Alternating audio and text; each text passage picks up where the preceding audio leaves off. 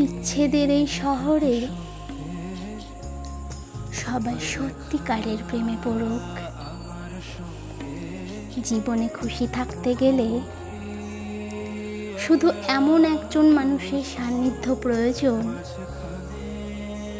যে তোমার ইমোশনের দাম দেবে, যে তোমার অনুভূতির দাম দেবে, যে তোমার ভালো লাগা খারাপ লাগাগুলোকে প্রাধান্য দেবে।